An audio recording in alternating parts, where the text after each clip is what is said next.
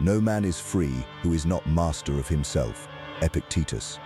Some people did not love you as you were becoming. They loved the version of you they could predict, the quiet version, the useful version, the version who doubted every instinct, softened every ambition, and asked permission before taking up space. They may never have said, "Stay small." They did not need to. They taught you through a raised eyebrow when you spoke confidently, a joke when you revealed a dream, a cold silence when you chose yourself, or a sudden crisis whenever your attention moved away from them. Over time, you learnt the rule. You could belong, but only if you remained recognizable. You could grow, but not beyond the role they had assigned you. You could succeed, but not in a way that changed the balance of power. And the most dangerous part is that their voice may no longer need to be present. It may now speak from inside you. It calls fear realism. It calls obedience loyalty. It calls self-erasure humility. The person they tried to keep small is not your identity. It is a survival strategy. And survival strategies can be retired. This is not a story about blaming everyone who ever questioned you. Honest criticism can protect you. Loving people can disagree with you. Sometimes your plan really does need work. The difference is what happens when you become more capable, more independent, and more difficult to control. Healthy people may challenge your choices, but they do not need your weakness.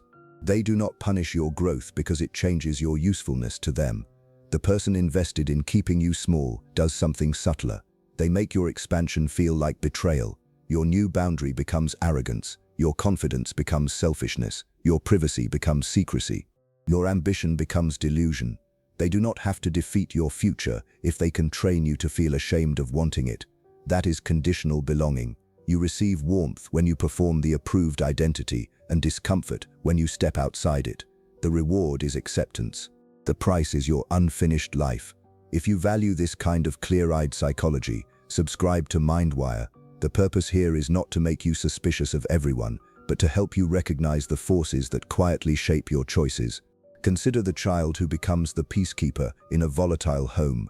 He learns to scan faces before speaking. He becomes funny when tension rises, helpful when a parent is overwhelmed, invisible when anger enters the room. Adults praise him for being mature. What they may actually mean is that he has become convenient. His maturity is not yet freedom. It is hypervigilance with good manners. Years later, he is offered a leadership position, but leadership requires directness. It requires making decisions that disappoint people. So he hesitates. He tells himself he needs another certification, another month, another sign. The old role is still operating. The peacekeeper is allowed to solve other people's problems, but not to create discomfort by claiming authority. Nobody has to forbid him from rising. His nervous system has learned that visibility creates danger. This is how smallness survives after the original room is gone. It becomes an internal ceiling. You approach a larger life and feel an emotion that seems like truth. Anxiety says, "This is not who you are." Guilt says, "Think about how this will affect them." Shame says, "Who do you think you are?" Because the feeling is intense, you assume the warning is accurate. But a conditioned alarm does not prove the building is on fire. It proves there was once a reason to install the alarm. Your body can be loyal to an environment you have already escaped. It can reproduce the old limits in a new job, a new relationship, and a new city. You call it personality because you have practiced it for years, yet repetition is not essence. Familiarity is not destiny. Imagine a woman who has always been the reliable daughter. She remembers birthdays, calms arguments, answers late-night calls, and handles every practical emergency. The family calls her strong, then she decides to move for an opportunity that matters to her.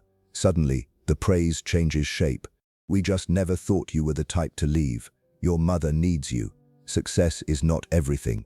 Notice the mechanism. Nobody argues honestly that the opportunity is wrong. Instead, they activate the identity that has kept her available. A dependable daughter does not leave. A loving sister does not become difficult to reach. A good person does not choose a future that inconveniences the family. Her positive traits are turned into restraints. Love becomes a courtroom, and she is asked to prove her goodness by abandoning herself. The pressure is powerful because it does not feel like domination. It feels like conscience. Open control tells you what you are forbidden to do. Conditional belonging makes you forbid yourself. It surrounds the cage with moral language. Be grateful, be realistic, Do not forget where you came from. Do not become one of those people. Each sentence may sound reasonable in isolation. Together, they carry a hidden command. Remain in the position where we understand you and still know how to reach you. The people issuing that command may not be calculating villains. They may be afraid. Your movement confronts them with their own stillness. Your boundary removes a convenience. Your courage reveals a choice they have avoided. But unconscious control is still control when its effect is to make your life smaller. You do not regain power by diagnosing everyone around you. You regain power by recognizing the transaction. What do you receive when you stay small? Perhaps peace at dinner. Perhaps praise for being easygoing. Perhaps protection from ridicule. Perhaps the relief of never having to discover whether you can actually succeed. And what do you pay? You pay with decisions postponed until they expire. You pay with resentment toward people who never explicitly forced you to agree. You pay with a strange exhaustion that comes from living two lives, the one visible to others and the one that keeps knocking from inside. Once you see the transaction, you can stop calling it free choice. At work, the small role often arrives disguised as modesty. A capable employee solves problems quietly. She trains new colleagues, repairs broken processes, and makes her manager look prepared. When recognition comes, she says, it was a team effort, even when the effort was mostly hers. She has learned that visible ambition makes people uncomfortable. Then a promotion opens. A less capable colleague speaks with certainty, documents his results, and asks for the role. She waits to be discovered. When he gets it, she feels betrayed. But the system did not only overlook her. It read the signals she had been trained to send. She made her competence useful and her ambition invisible. The lesson is not that you must become loud, ruthless, or self-obsessed. It is that humility without self-advocacy becomes camouflage. If you consistently hide your value, people will build plans that assume it costs nothing. If you solve everything without naming the burden becomes your job. If you wait for permission from people who benefit from your silence, permission may never arrive. Your task is not to inflate yourself. It is to stop participating in your own disappearance. State what you contributed. Ask what the path forward is. Allow the room to experience the temporary discomfort of your seriousness. The first time you do this, you may feel fraudulent. That feeling is common because your self-image often lags behind your behavior. You believe confidence should arrive before action, but confidence is usually evidence collected after action. You speak once while your voice shakes. You survive. You ask once without apologizing. The relationship remains, or it reveals that it depended on your submission. You take one visible step and discover that embarrassment is not annihilation. This is how a larger identity is built. Not through a dramatic declaration, but through repeated proof that you can tolerate the reactions your smaller self was designed to prevent. Think of a friendship in which you are always the listener. Your friend calls when life collapses, speaks for an hour, and ends the conversation the moment you begin describing your own struggle. You accept this because being needed makes the bond feel secure. Then you start changing. You stop answering every call. You ask for reciprocity. The friend accuses you of becoming distant. The accusation strikes an old wound. You rush to prove that you are still kind. Soon you are listening for another hour, and the old arrangement is restored. This is not merely a communication problem. It is a power pattern built around access. Your friend has learned that questioning your character is enough to reopen the door. To break that pattern, stop defending the entire history of your goodness. A boundary does not become more valid after a closing argument. You can say, "I cannot talk tonight." You can say, "I want this friendship to have room for both of us." Then stop. The silence that follows will tempt you to negotiate against yourself. Let the silence exist. People who knew how to control you through discomfort often become more uncomfortable when discomfort stops controlling you.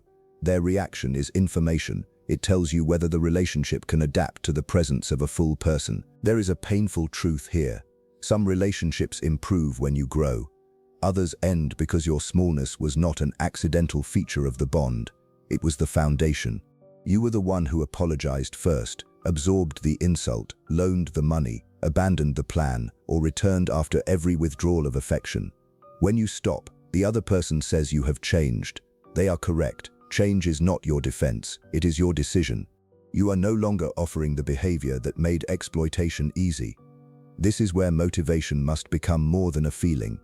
You may watch a powerful message, feel alive for an evening, and wake up inside the same routine. Emotion can reveal what you want, but it cannot build the person capable of protecting it. That person is built through structure. Put the application date on the calendar. Save the amount automatically. Make the call before discussing it with the person who always talks you out of it. Reserve 2 hours that nobody can claim. Move the important action earlier than the daily emergencies. A dream without a protected place in your schedule remains vulnerable to everyone else's priorities. The people who keep you small often do not attack your dream directly. They exhaust the resources required to pursue it. They create emergencies. They demand explanations. They make you spend the evening repairing a mood they created when you said no. By the time you return to your work, your attention is fractured. Then you interpret your lack of progress as proof that you were never disciplined enough. But discipline is not only the ability to work, it is the ability to prevent other people from repeatedly capturing the conditions your work requires. Imagine a man trying to build a business after his regular job. Every evening, a relative calls with a problem that is urgent but not truly his responsibility. He answers because he has always been the rescuer. He loses 90 minutes, then feels too scattered to begin. Months pass. The relative continues calling. The business remains an idea. He tells himself he lacks drive, but drive is not the central issue. His availability has no gate. His future receives whatever energy survives after everyone else has taken their share. The practical shift is almost embarrassingly simple. The phone stays outside the room for 2 hours. Calls are returned later. At first, guilt fills the silence. Then work fills it. Eventually, a new life begins occupying the space where obligation used to live. People may call this selfish. The word has unusual power over anyone trained to earn love through usefulness. But selfishness is not the refusal to be endlessly available. Selfishness is treating other people as instruments while denying their equal reality. Protecting your time does not deny anyone's reality. It finally acknowledges your own. You have responsibilities, and some of them are genuinely difficult. Children need care. Commitments matter. Promises should mean something. But there is a difference between responsibility and indefinite surrender. Responsibility has boundaries, purpose, and proportion. Surrender expands until nothing remains of the person giving it. One reason you may stay small is that growth threatens your innocence. As long as you never fully try, your potential remains perfect. You can tell yourself you might have been extraordinary under different circumstances.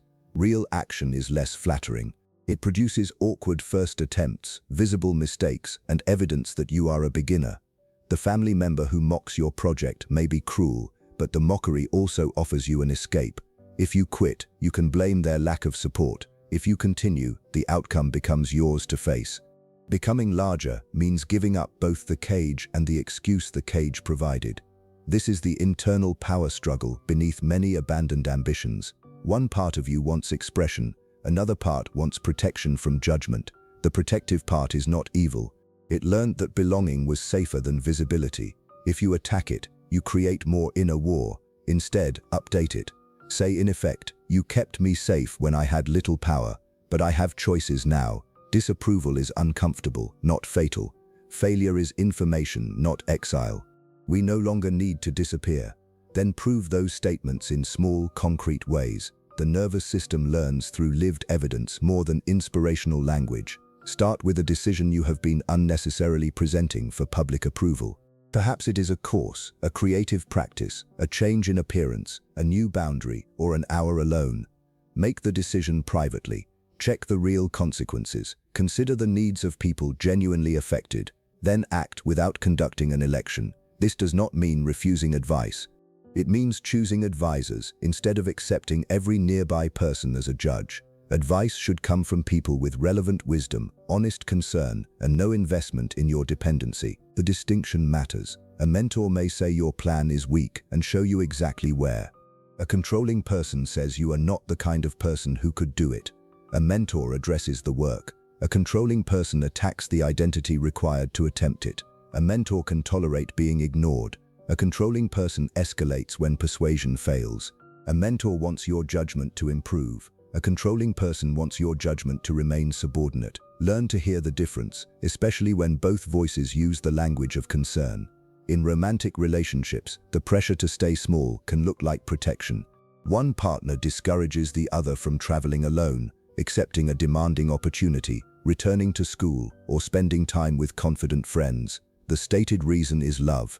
I just worry about you. But worry repeatedly resolves in the same direction. The other person's world gets narrower, their confidence weakens, their dependence grows. Genuine care prepares you to meet the world. Possessive care makes the world appear too dangerous to enter without permission. Suppose a woman begins exercising, reconnecting with friends, and applying for better work after years of low confidence. Her partner initially praises her. Then the jokes begin. Do not forget us when you become famous. He complains that she is never around, even though she has only claimed a few hours a week. When she dresses with confidence, he asks who she is trying to impress. Each comment is small enough to dismiss. Together, they form a pressure system. Her growth creates uncertainty for him, and he attempts to reduce his uncertainty by reducing her. The answer is not immediate paranoia.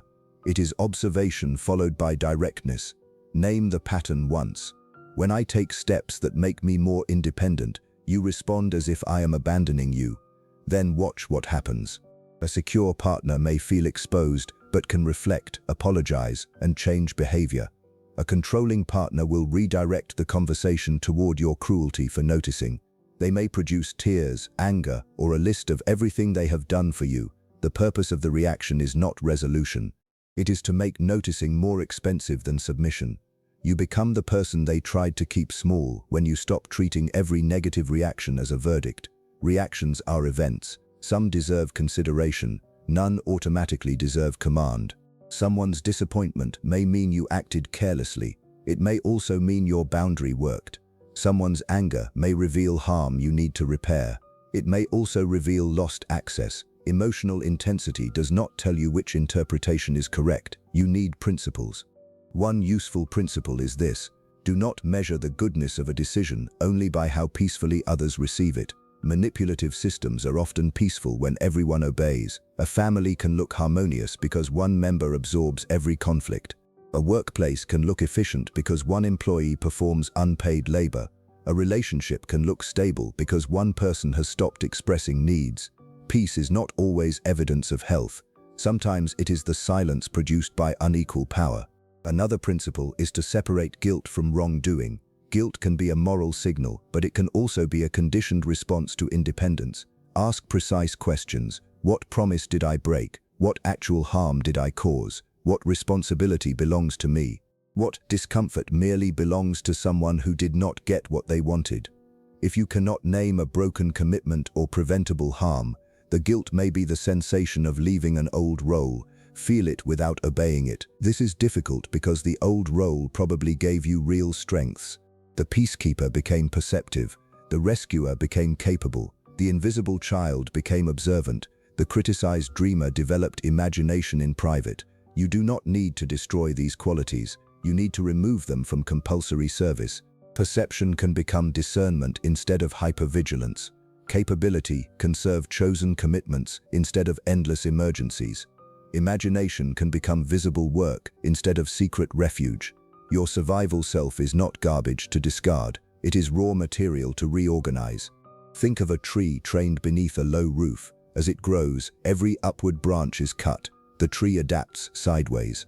From a distance, its shape may appear natural because it has never been seen otherwise. Remove the roof, and the tree does not instantly grow straight. Its existing branches still follow the old pattern. New growth must repeatedly find open air.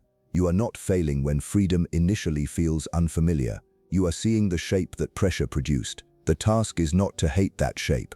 The task is to stop pruning yourself for a roof that is no longer there. New growth will make you clumsy.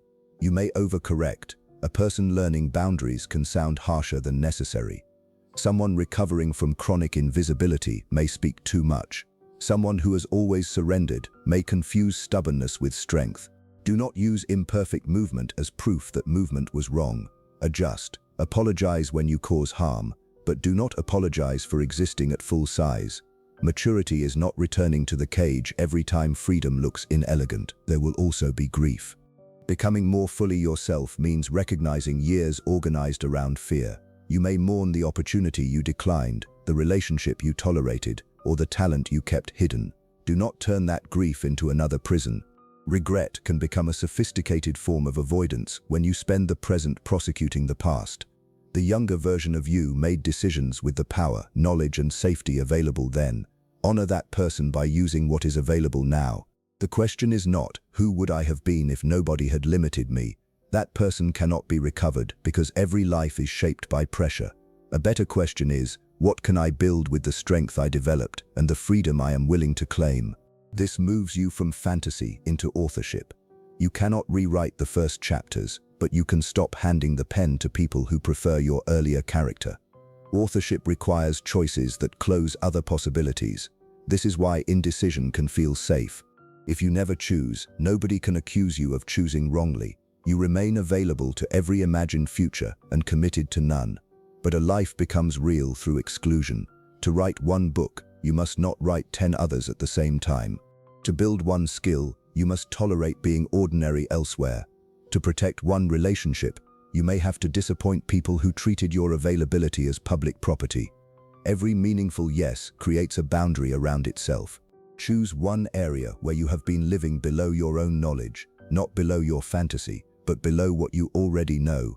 Maybe you know the friendship is one-sided. Maybe you know the job has no future. Maybe you know you want to create, study, leave, speak, or begin.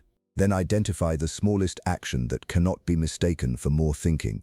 Send the application, decline the request, publish the first piece, ask the direct question, move the money, book the appointment. Action interrupts the internal regime because it creates a fact the old identity must now accommodate. Do not announce every early step. A fragile change does not need a hostile audience. Seeds are not dishonest because they begin underground. Privacy allows your actions to gather evidence before other people's reactions enter the room. Share selectively with those who can distinguish caution from fear and encouragement from fantasy. You are not required to provide live commentary while rebuilding your life. At the same time, do not make secrecy permanent.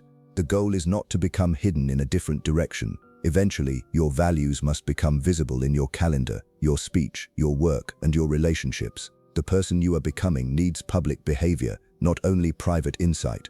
Otherwise, smallness simply learns more sophisticated language. It says, I am preparing, I am healing, the timing is not right. Preparation matters, but after a certain point, preparation is fear wearing glasses. Expect resistance when your behavior changes faster than other people's expectations. Systems attempt to restore balance. The family calls more often after you become less available. The manager piles on work after you decline the first unreasonable request. The friend intensifies the guilt after a boundary holds. Psychologists sometimes describe this as an extinction burst. A behavior that once produced a reward may temporarily increase when the reward stops. You do not need the term to understand the experience. The first boundary often creates more pressure, not less. That does not mean it failed. It may mean it was finally noticed. Consistency is what teaches the new rule. If you say no and then reverse it after enough anger, you teach people that anger is the price of admission. If you hold the boundary calmly, the relationship must adapt or reveal itself. Calm does not mean passive. It means you refuse to supply unnecessary drama that can be used to distract from the issue. You can be warm without yielding. You can understand someone's feelings without making those feelings your instructions. There is a sentence worth remembering. Compassion does not require captivity. You can understand why a parent fears your independence and still move. You can understand why a partner feels insecure and still refuse surveillance. You can understand why a friend feels abandoned and still demand reciprocity. Understanding explains behavior. It does not automatically excuse or govern it. Your empathy becomes dangerous when it is available to everyone except you. As you grow, redefine loyalty. Loyalty is not permanent obedience to the version of you that made others comfortable. It is faithfulness to what is true, worthy, and mutually human. Sometimes loyalty means staying and repairing. Sometimes it means leaving without revenge. Sometimes it means refusing to continue a pattern that damages both people. If your compliance allows someone else to remain manipulative, dependent, or irresponsible, your sacrifice may not be the virtue it appears to be. It may be cooperation with stagnation. The person they tried to keep small is not necessarily the loudest person in the room. Growth is not performance. You do not have to dominate, display wealth, collect attention, or prove your transformation to former critics.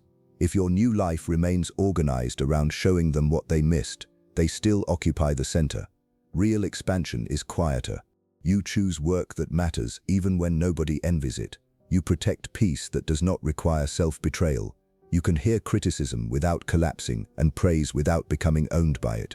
You no longer need the audience that once withheld applause. Possess self-mastery in practical form. Not perfect control over emotion, but the ability to feel an old emotion without automatically performing the old role. You feel guilt and keep the boundary. You feel fear and make the call.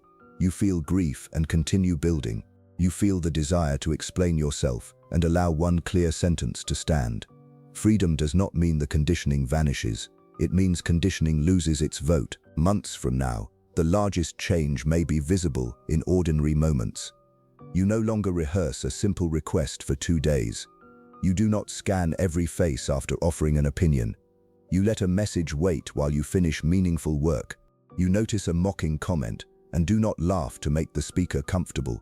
You accept an opportunity before shrinking it into something your family can understand. None of these moments look cinematic from the outside. Together, they are the architecture of a new person. And when someone says, "You have changed," you will not need to panic. You can answer, "Yes," not with hostility, not as a performance of superiority, simply as a fact.